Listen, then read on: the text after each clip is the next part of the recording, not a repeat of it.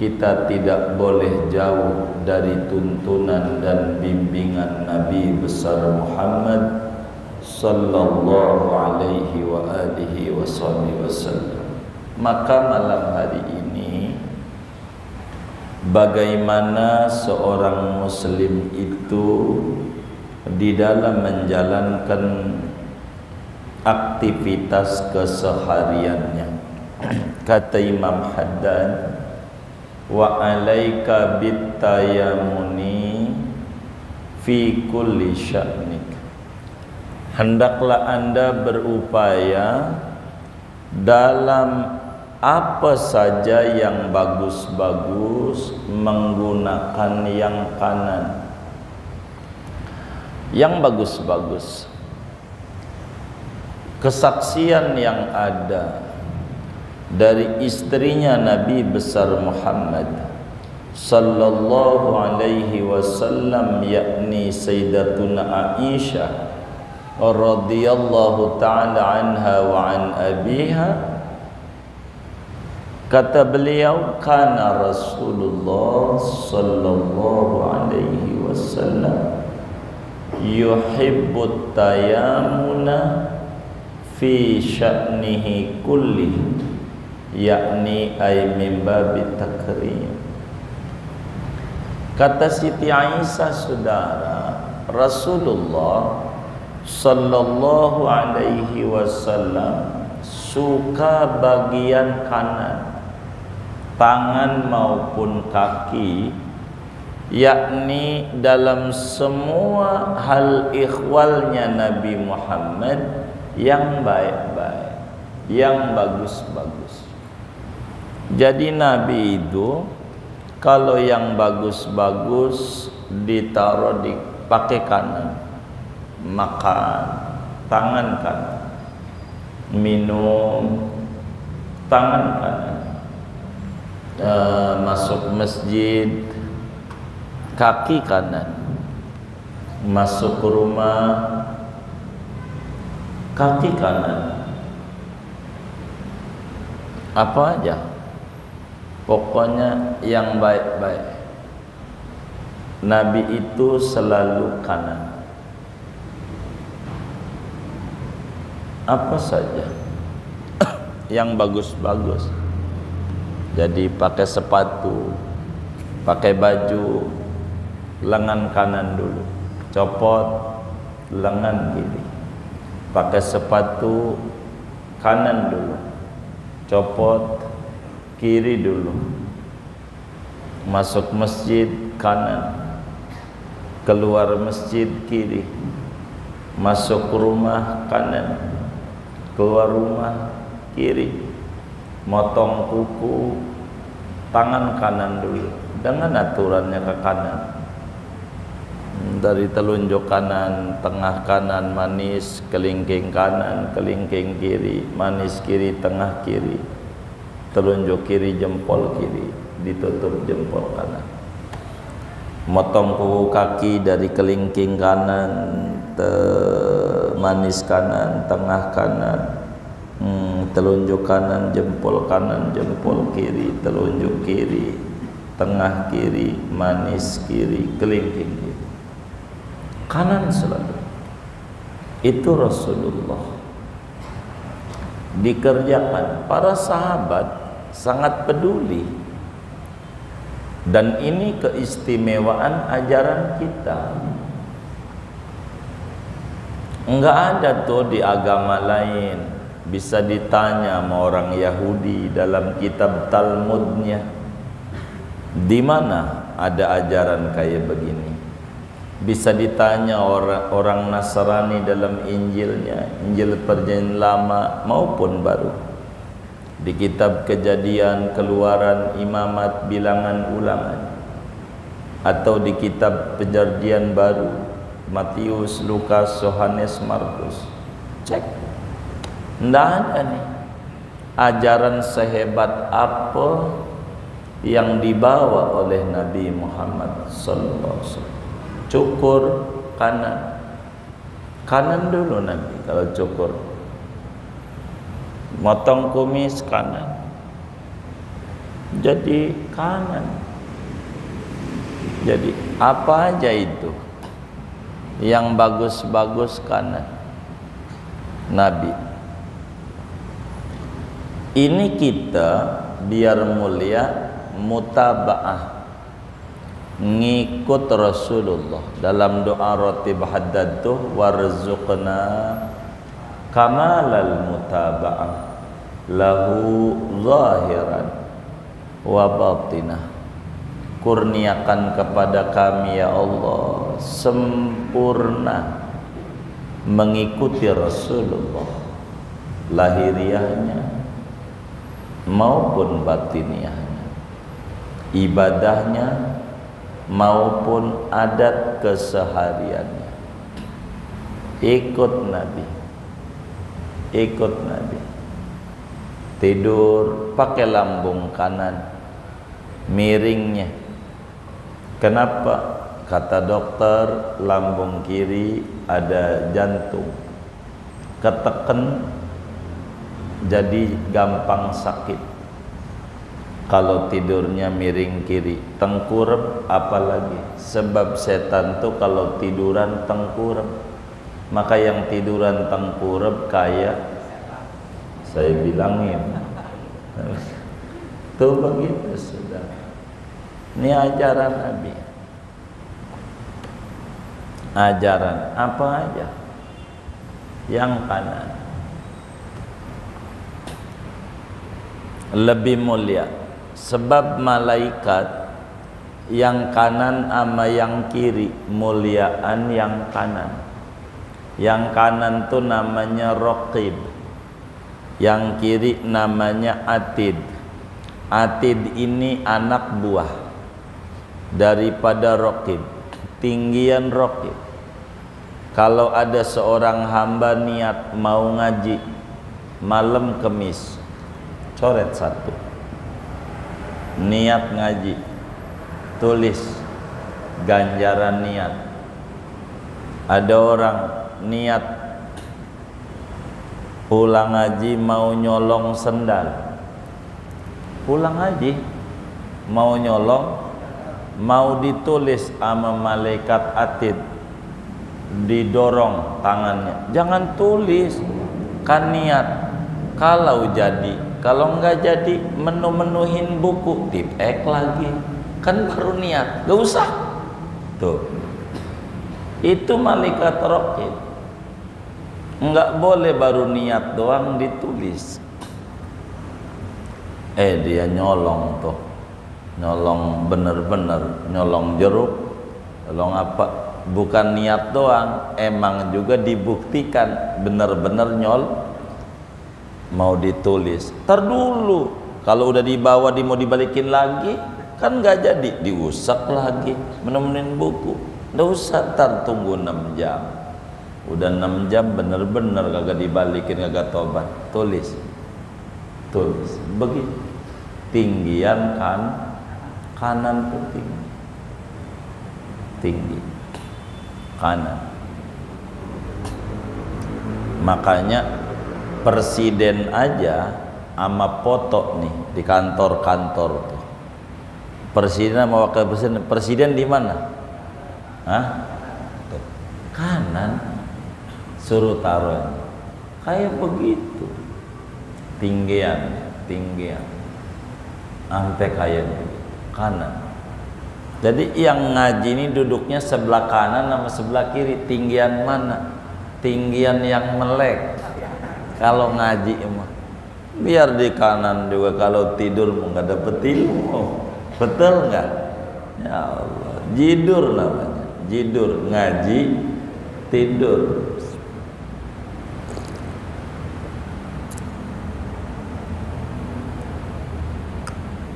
Kata Imam Haddad, kita ikut itu. Apa yang Nabi lakukan biar mulia. Kecuali yang Nabi nggak kanan pada urusan ngilangin najis. Cebok pakai tangan kiri. Tangan kiri cebok. Pegang kemaluan tangan kiri. Jangan sampai tangan kanan kita megang kemaluan kita, jangan. Kurang berkah. Jangan. Begitu. Rezekinya seret. Begitu. Tangan kiri aja. Tangan kanan jangan. Tangan kanan buat selama nama Habib, selama nama Kiai. Jangan dikotori. Megang kemaluan. Tangan kiri. Enggak apa-apa maluan diri ini. Ya, jangan. Tangan. Ada adab. Orang dulu gak ada yang tangan kanannya megang kemaluan, apalagi megang barang orang, ngambil barang orang, nyolong. Tangan kanan yang megang kemaluan sendiri aja nggak pernah, nggak ada, menyebabkan rezeki seret. Begitu, megang kemaluan, jangan begitu, begitu. Tangan kiri ya pegang, cebok. Makanya kalau ajaran agamanya pakai cincin di mana? Di kiri. Cincin itu tangan kiri. Pakai jam di mana? Kiri. Kenapa enggak di kanan? Upah. Upah. Tangan kiri ini kerjaannya kotor mulu. Cebok tangan kiri, biar dia girang, kasih cincin. Begitu. Upah, kasih cincin di tangan kiri. Kalau dua baru dah tangan kanan itu. Pakai jam kiri, kiri jam. Begitu. Jangan di kanan, kiri. Pokoknya di kiri.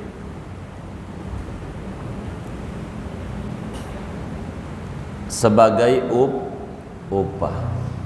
Tangan kiri ngadu, kerjaan saya ini kotor mulu, buang sampah, cebok, nggak ada mulianya. Tenang, nanti saya bakal suruh pakai jam kiri. Maka jam tuh di tangan kiri, jangan di kanan. Gitu. Cincin tangan kiri, tangan kanan aja dah. Ada orang pakai cincin tangan kanan, selama nama temennya dicabut, hilang.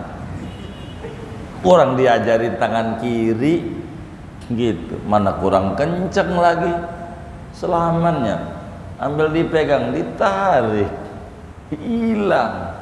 Kan udah diajarin, emang juga pakai cincin tangan kiri.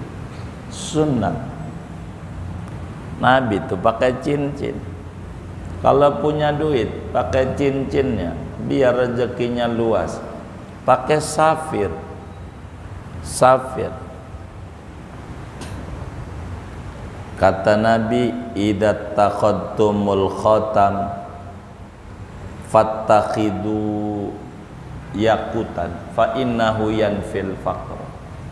Kalau Anda pakai cincin, upayakan batunya yellow safir. Yellow safir. Kalau pakai batunya yellow safir itu menolak kesusahan hidup. Enggak susah. Rezekinya gampang. Pakai cincinnya safir. Kata Imam Ibnul Asir menyoroti hadis ini bagaimana? Ini ada dua makna. Makna zahir iya, jelas. Makna batin iya. Kenapa menolak kesusahan? Lah kan mahal. Kalau kita bokek jual aja tuh yellow safir, lah kan 100 juta cincin doang, masih kebeli motor NMAX 3, ya kan? Begitu. Tapi emang Nabi juga ajarin begitu, jangan asal cincin. Kalau bepergian jauh pakai virus bepergian jauh, biar orang matinya di rumah. Kalau orang pakai virus tuh matinya enggak di jalanan, tembak di jalanan, enggak mati, baru nyampe rumah mati. Enggak mati. Virus waktu perang Badar tuh, yang pakai cincin virus kagak mati. Yang mati itu ada 14, enggak nurut, disuruh pakai virus kagak pakai, enggak pulang nama doang, begitu, pakai virus, begitu.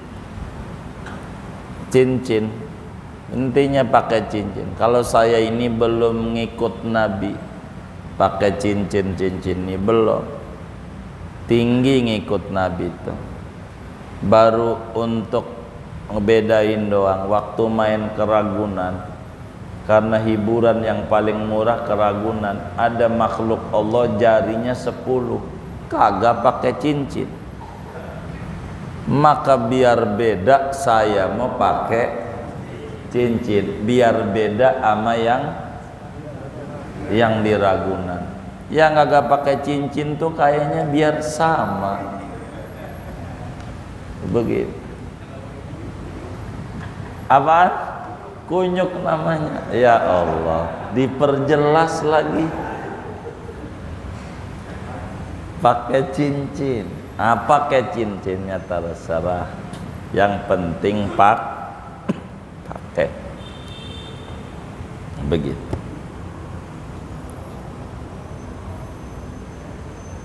Bukan saya mempromosikan yang dagang cincin, bukan. Ya yang sunat ya sunat, begitu, pakai.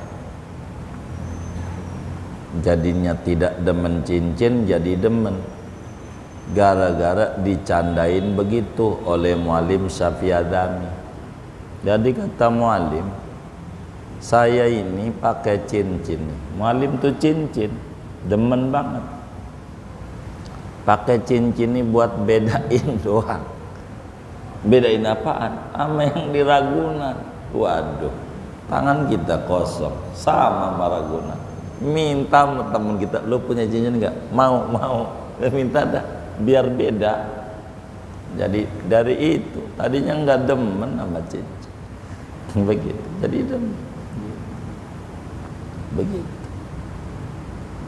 Kalau enggak ada mah udah batu koral aja diikat karet. Yang penting mau pakai aja. Hah? Iya gosok, nggak apa-apa. Sunat, tapi makainya di kiri. Itu begitu. Di kitab namanya Al-Khatim wa Ahkamuha, hukum-hukum cincin dalam Islam, ditulis oleh Imam Ibn Rajab Al-Hambali, diterangkan cincin. Begitu. Emang cincin ada khasiatnya? Ada. Begitu. Masih cakepan cincin saya dibanding cincinnya Sulaiman ini. Kalau dia tuh khasiatnya, kalau dimasukin di air aus, masukin cincinnya, diminum airnya, hilang ausnya. Itu khasiatnya. Kalau saya lebih cakep lagi, enggak usah pakai dimasukin. Kalau aus, lihat aja cincin saya, minum airnya. Begitu. Enggak usah masukin. Wis, singkatnya, Nabi itu suka yang kanan, kecuali urusan najis. Kedua, urusan kotor, buang ingus, kiri. Jangan kanan, yang kotor, yang jijik, kiri. Begitu juga kaki masuk ke tempat-tempat yang umumnya kotor, kiri. Masuk WC, jamban, kiri. Keluar baru kanan, kiri. Itu begitu. Jadi diatur oleh Nabi kita Muhammad sallallahu alaihi wasallam. Maka kata Imam Haddad, masuk jamban, urusan yang kotor-kotor, urusan najis, kiri. kiri, kiri. Itu begitu urusannya. Ini Nabi gitu. Maka kita orang nih nggak usah yang tinggi-tinggi berat ngikut Nabi tuh, yang kecil-kecil aja gitu. Nabi sholat sampai kakinya bengkak, berat dah. Belum pernah. Kalau habis main bola bengkak, pernah begitu. Tapi sholat mah kayaknya nggak ngalamin kita orang begitu. Itu maknanya sholatnya lama dirinya. Kita mau taraweh tuh 20 aja nggak bengkak, apalagi 11. Begitu kan? Jadi enggak lah, jadi berat gitu. Bukan melarang kami ngikut begitu, silakan. Imam Haddad begitu.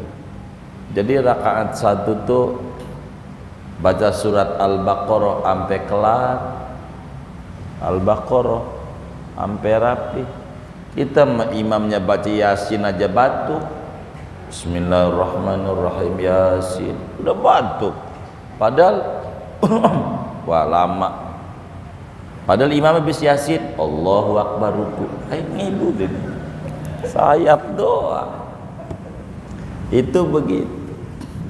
Jadi saudara, ikut Nabi dah yang kecil-kecil nih enak. Ngancingin baju kanan, lepas ke kiri. Kalau baju tuh dari bawah ke atas, lepas atas ke bawah. Itu ajaran. Cakep. Motor aja dicontoh sama Jepang. Yang namanya gas di mana ya? Kanan. Mobil gas di mana ya? Kanan. Iya emang begitu, yang bagus-bagus. Kanan. Begitu. Kaki yang paling kuat kiri. Makanya turun dari Metro Mini kiri. Kamar kecil licin kiri. Begitu. Rem tuh adanya di mana? Kiri. Tunjangan motor namanya standar tuh. Kanan apa? Kiri. Loh, Jepang aja ngamalin ajaran Nabi. Masa kita kagak? Yang kecil-kecil kanan. Begitu, kanan. Kalau yang kotor-kotor kiri. Ini sepele tapi besar dampaknya dalam kehidupan. Besar.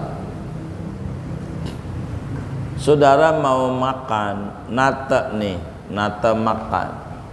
Ini nasi di kiri, sayur di kanan, narohnya. Itu sampai begitu diajarin agama.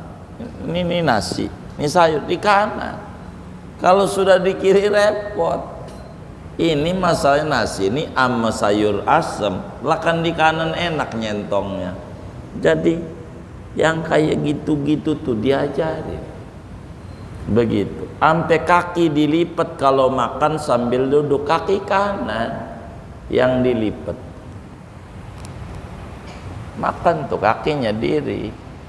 Kalau duduk tuh begitu. Ini kanan yang diri. Si tangannya di bawah dengkul. Jadi dengkul nih namanya tanggul. Jadi ayam ada di sono, ikan asin di sini. Kan kagak bisa ngambilnya. Wah salah duduk. Iya salah duduk ini. Kurang doa berangkatnya. Jadi enggak ngangkat pantatnya. Enggak adab. Makan ngangkat-ngangkat pantat. Udah yang ada di depan. Sediain. Makan aja. Jangan angkat-angkat pantat. Kemudian bila bangkis. Jadi bangkis sama nguap. Nguap dari setan. Yang nguap setan. Makanya biasanya setan tuh bukan di pasar adanya. Kalau di pasar dikit setan. Gitu. Yang banyak tuh di masjid, di majelis. Setan waktu dia mau ke pasar, ada dia punya kawan. Setan nih, mau kemana? Pasar. Ngapain goda? Aduh, rugi. Enggak usah diomelin. Anda ini programnya salah.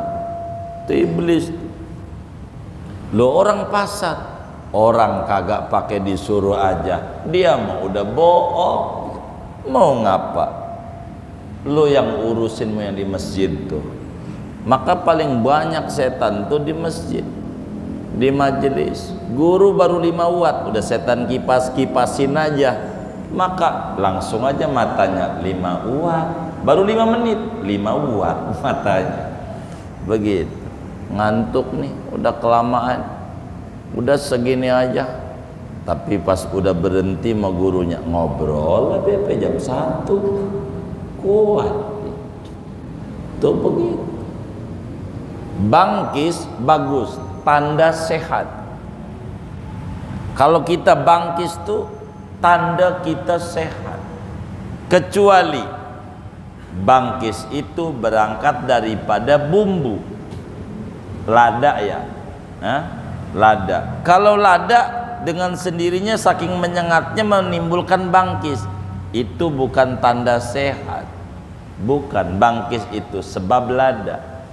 Ini umumnya yang namanya bangkis tuh sebagai tanda mengeluarkan bakteri yang menyebabkan sakit. Bangkis. Nah, bagaimana Islam mengajarkan kalau bangkis? Kalau bangkis suaranya direndahkan, ditutup dah, biar rendah. Begitu mulutnya, begitu ditutup. Nah, ucapin kalau bangkis, alhamdulillahi rabbil alamin. Kalau bangkis. Kalau orang yang bangkis baca tahmid, maka sunat dijawab, yarhamukallah. Moga Allah kasih rahmat banyak sama engkau, sehat. Begitu. Makanya alhamdulillah. Kalau orang berbuat baik, ini kita bangkis, alhamdulillah. Ada yang jawab, yarhamukallah. Kita jawab lagi, yahdikumullah wa yuslihu balakum. Yahdikumullah wa yuslihu balakum. Tuh bangkis kayak begitu. Kalau orang nggak baca alhamdulillah, suruh aja.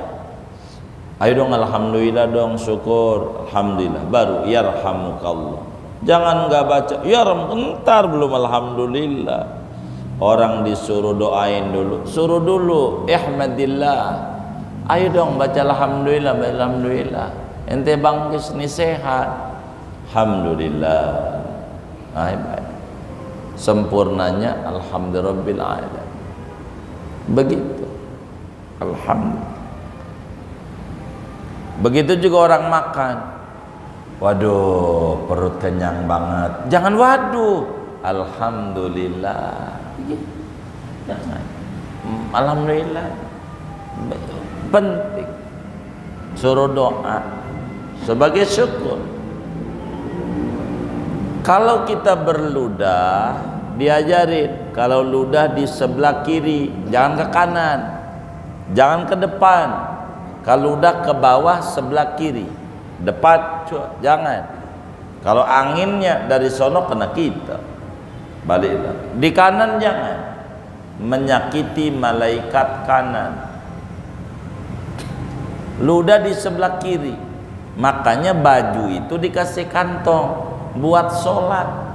Jangan beludah di karpet masjid, di sebelah kiri. Maka kantong tuh ditaruh di mana? Di kiri. Itu buat apa? Buat beludah kalau kita mulutnya sholat banyak. Di kiri. Jangan nggak pakai kantong bajunya, beludahnya susah. Ini kiri, ada kan? Jangan beludah di masjid. Jangan. Tuh begitu. Kalau lagi sholat kan ada orang mulutnya banyak, apalagi puasa. Begitu.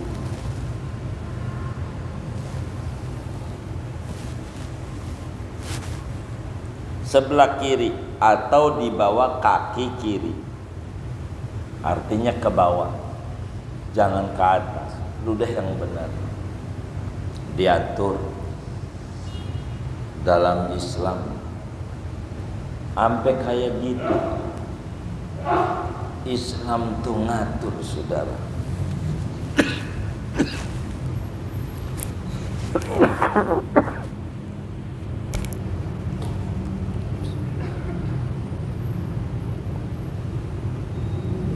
Sampai beludah diajarin. Kemana kita harus beludah? Sahabat itu memperhatikan apa saja yang dilakukan oleh Nabi besar Muhammad sallallahu alaihi wasallam. Itu sahabat. Dan ini termasuk min mahasinis syariah. Termasuk keindahan-keindahan ajaran yang dibawa Nabi Muhammad sallallahu alaihi wasallam. Enggak ada ajaran secakap ini.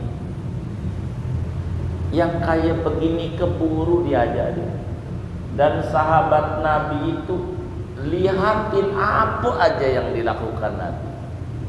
Makanya kita alhamdulillah bersyukur Nabi punya murid banyak, karena lewat mereka lah kita bisa tahu bagaimana Nabi Muhammad sallallahu alaihi wasallam.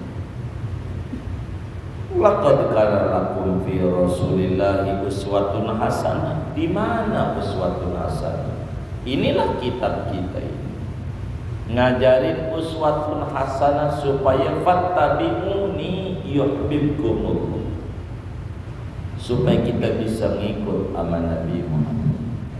Wong Nabi ini mi'ayah, saudara. Mi'ayah. Nabi itu tolak ukur manusia. Nabi itu timbangan. Kita ukurin diri kita sama Nabi.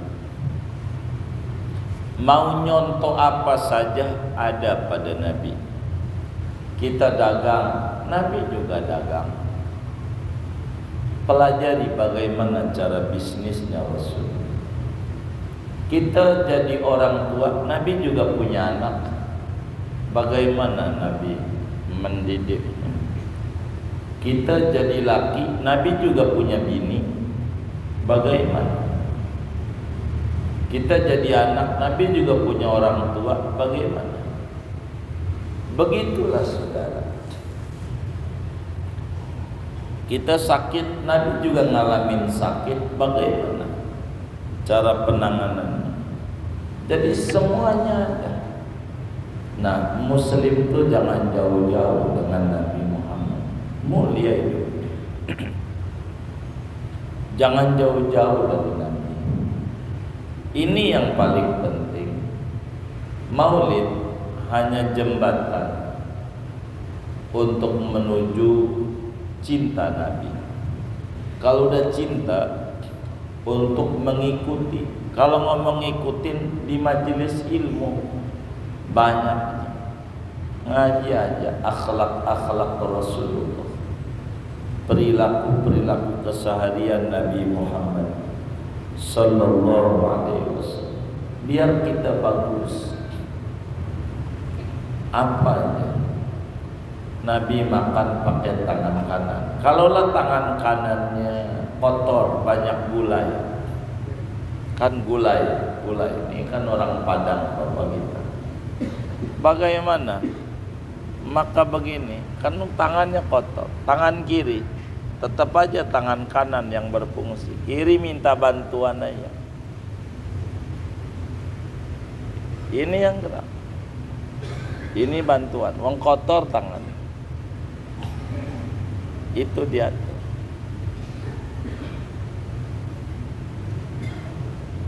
Ini hebatnya ada saudara ajaran sehebat ini. La dalila illa Rasulullah. Nggak ada petunjuk untuk bisa kita sampai kepada Allah kecuali Rasul Sallallahu Alaihi Wasallam. Maka saya banyak motivasi kawan-kawan majelis itu baca setahun. Untuk apa? Nanti pelan-pelan akan dibimbing nyontoh Nabi. Enak hidupnya nyontoh Nabi, enak. Hidup kita akan penuh ketenangan, penuh ketentraman, penuh kebahagiaan. Latih biar kaki kita kaki Nabi, artinya ada nur Muhammad. Tangan kita tangan Nabi, artinya ada nur bimbingan Nabi Muhammad. Orang banyak pengen ngimpi ketemu Nabi, itu masih kecil, masih rendah. Yang paling tinggi itu bukan ngimpi, ngamalin ajaran Nabi. Kalau ngimpi mau nabinya di luar, ngimpi Nabi lewat di luar badan kita. Kalau ngamalin mah nabinya di badan kita. Bila kita ngamalin ajaran Nabi, maka Nabi menjadi tangan kita, Nabi menjadi kaki kita. Maknanya kaki kita kaki Nabi, nurut sama Nabi. Tangan kita tangan Nabi, nurut sama Nabi. Segala amanah ini Nabi penting. Maka saudara pelan-pelan supaya kita ada takzim sama Nabi Muhammad. Jadi kita nggak ikut Nabi Muhammad nggak apa-apa. Nabi nggak turun derajatnya, cuman kita jadi turun derajat. Nabi nggak rugi kita nggak ikut Nabi, cuman kita yang rugi. Sebab Muslim harus mengidolakan Nabi. Kenapa anak-anak kita mengidolakan yang lain? Karena dia nggak dapat idola itu, nggak dapat bimbingan supaya ketemu kayak Nabi. Pelan-pelan. Begitu. Ini yang kecil-kecil aja. Jangan yang gede-gede, berat. Yang ringan-ringan, makan, minum. Tapi ada dilihat di dalam mengikuti Nabi ini. Nabi makan 3 jari. Lalu kita makan 3 jari. Lihat dulu.